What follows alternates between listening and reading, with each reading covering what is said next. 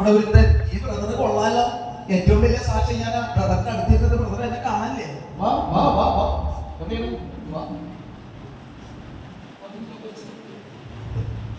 പറഞ്ഞ ഹല്ലേലൂയ. ഈ ബ്രദറിന്റെ അടുത്ത് ഞാൻ പാട്ടൊക്കെ പാടിയിട്ടും ഓർക്കാൻ വായിച്ചിട്ടും ഇയാളെന്നെ കാണുന്നില്ലേ? Praise the Lord.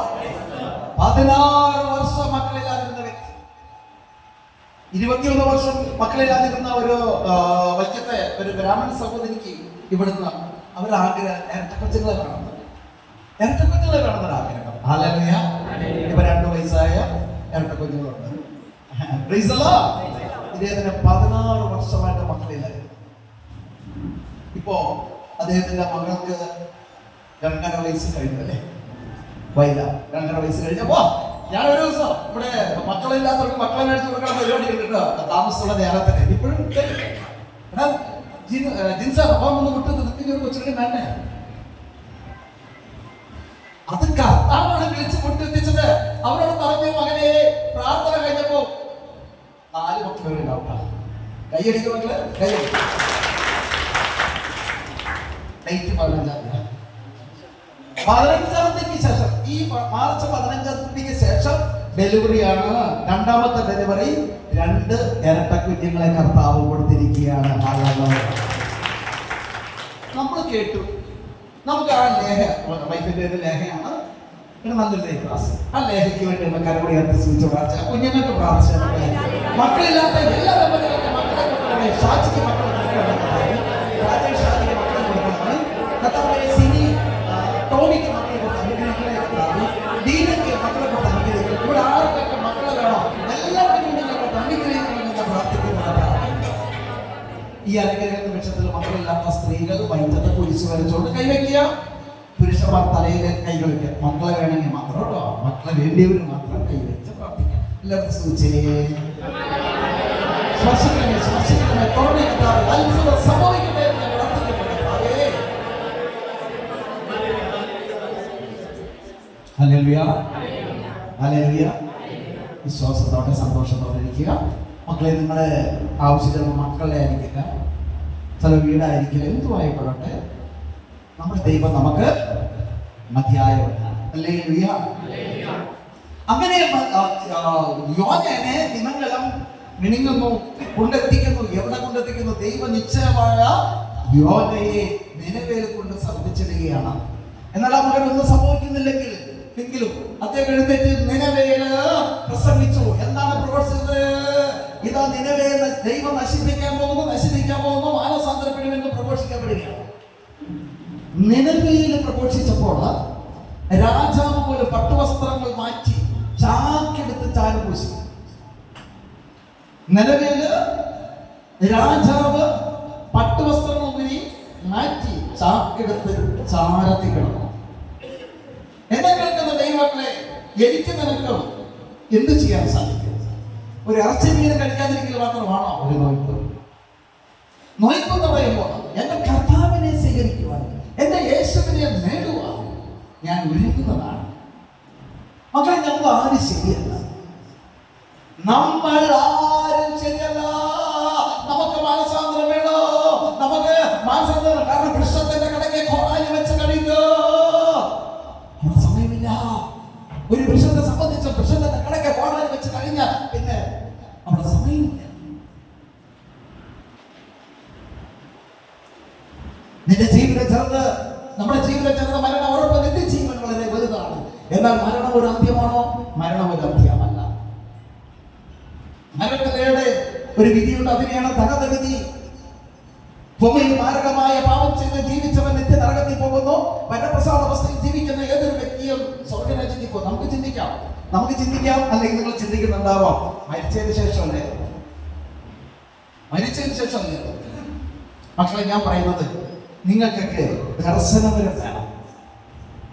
ദർശനപരം നിങ്ങൾക്കുണ്ടെങ്കിലേ ഈ കാര്യങ്ങളൊക്കെ നമുക്ക് വ്യക്തമാകുള്ളൂ, കാണുള്ളൂ. Hallelujah, hallelujah. എല്ലാം കാണാൻ പറ്റും. നമ്മളെ വേണ്ടപ്പെട്ട മരിച്ചുപോയ ആത്മാക്കള് അന്ധകാരത്തിൽ കിടക്കുന്നത് കരയുന്നത് കാണാൻ പറ്റോ? കരയുന്നത്. എന്നാൽ നീ ഒരു മാനസാന്തരത്തിൽ കടന്നു വന്ന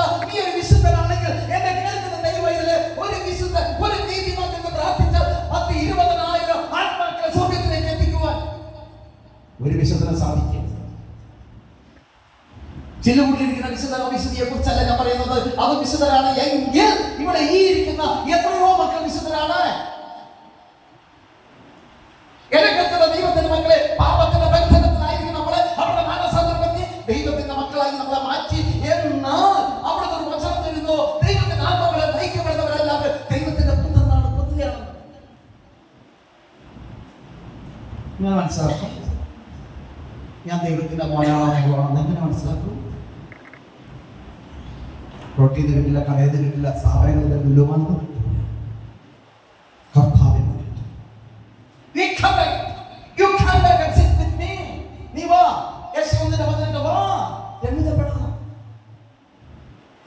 പോകുമ്പോൾ പരിശുദ്ധാത്മാവിനെ സ്വീകരിച്ച ഏതൊരു മകന്റെ മകൾക്ക് ഇങ്ങനെ ഒരു പ്രത്യേകത ഉണ്ടാവും. അത് നിനക്കൊണ്ടോ നോക്കണേ.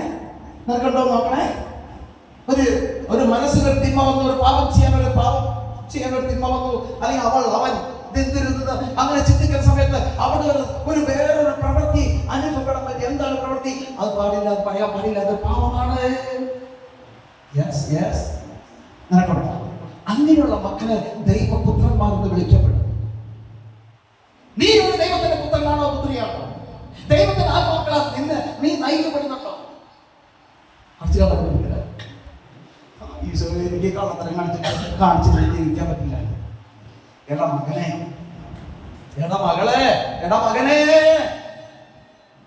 ചെങ്കടലിന് കുറുകെ ഒരാമൻ പറഞ്ഞേ, ചെങ്കടലിന് കുറുകെ വഴിവെട്ടി തന്ന ദൈവത്തിന് എന്താണ് സാധിക്കാത്തത്? അവൻ പറഞ്ഞു, എന്നെ കൂടാതെ നിങ്ങൾക്ക് ആർക്കും ഒന്നും ചെയ്യാൻ. എന്നാൽ മക്കളെ, ഈ ബുധനാഴ്ചയിലേക്ക് നമുക്ക് ഒന്ന് ഒരുങ്ങാം. എന്തിനു വേണ്ടി ഒരുങ്ങാം? നല്ലൊരു നോയമ്പ്, ഒരു ഇറച്ചി മീനും കഴിക്കൽ മാത്രമാണ്. അവസാന വിധിയെ കുറിച്ച് ഇങ്ങനൊരു സബ്ജക്ട് നമുക്ക് തരുന്നുണ്ട്. ഞാൻ എത്ര രൂപ ദശാംശം കൊടുക്കുന്നവനായിരുന്നാലോ, പാപികളെ സഹായിക്കുന്നവനായിരുന്നാലോ, വേറെ എന്തൊക്കെ ചെയ്താലും ഒരു അവസാന വിധിയുണ്ട്. അന്ത്യവിധിയെ കുറിച്ച് കർത്താവ് വചനം നമ്മെ മത്തായിയുടെ സുവിശേഷത്തിൽ പറയുന്നുണ്ട്. Hallelujah, hallelujah, hallelujah. ഞാൻ രോഗിയായിരുന്നു, ശുശ്രൂഷിച്ചോ, എനിക്ക് വിശന്നു, ഭക്ഷിക്കാൻ തന്നോ. ഞാൻ കാരാഗ്രഹത്തിലായിരുന്നു, നിങ്ങൾ എന്നെ സന്ദർശിച്ചു. ഹല്ലേലൂയ. സംഘന്മാരെ സാറുടെ ക്ലാസ്സിൽ കാറുണ്ട്. നമ്മുടെ ധ്യാനത്തിന് ശേഷം സാക്ഷ്യം പറയാറുണ്ട്. നല്ലൊരു മനുഷ്യൻ. അദ്ദേഹം പറഞ്ഞത്, ഒരുപാട് കള്ളന്മാരെ ബ്രദറും പ്രാർത്ഥിച്ചു കൊടുക്കും. അന്യ സ്റ്റേറ്റിൽ പോയി കള്ളനെ പിടിക്കാൻ പോകുമ്പോഴൊക്കെ പ്രാർത്ഥന ആവശ്യപ്പെടാറുണ്ട്. പക്ഷെ അദ്ദേഹം നല്ല ബ്രില്യൻ്റായ നല്ലൊരു ദൈവദാസനാണ്. Hallelujah, hallelujah. സർവ്വയ്ക്ക് പറഞ്ഞ ഹല്ലേലൂയ. അദ്ദേഹത്തിന്റെ കയ്യിലേക്ക് വരുന്ന കള്ളന്മാരായിരുന്നാലും കുറ്റവാളികളൊക്കെ അദ്ദേഹം നേരിട്ട് കേൾക്കില്ല, കേൾക്കാത്ത തരത്തിലെല്ലാം കേൾക്കും. അത് കഴിഞ്ഞിട്ടുള്ള പ്രവൃത്തികൾ നല്ല റിസൾട്ടുകളുണ്ട്. അത് കേട്ട് ഇപ്പോൾ നമ്മുടെ മറ്റേ ജിൻസൺ സാറും അതുപോലെ തന്നെ ചെയ്തു. എന്നോട് പറഞ്ഞു, ബ്രദറെ എനിക്ക് ഇങ്ങനെ ചെയ്യാൻ സാധിക്കുന്നു. ഹല്ലേലൂയ. പക്ഷെ വളരെ ശ്രദ്ധിക്കണം, ഡ്യൂട്ടി അതാണ്. അപ്പൊ ഇങ്ങനെയൊക്കെ ആണെങ്കിൽ എന്നെ കേൾക്കുന്ന മക്കളെ, നിങ്ങൾ ഒരു പക്ഷേ വ്യാപാരിയായിരിക്കും. ചില വ്യാപാരികള്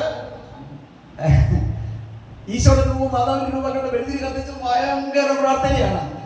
കുറച്ച് കഴിയുമ്പോൾ കട തുറക്കുന്ന സമയത്ത് ഇനി ഇവിടെ നടക്കുന്ന കാര്യം കാണണ്ട, അടച്ചു വെച്ചു. കരൂരുണ്ട്, ഒരു സ്ഥലത്തുണ്ട്. ഹല്ലേലൂയ. സർവ്വയ്ക്ക് പറഞ്ഞ ഹല്ലേലൂയ.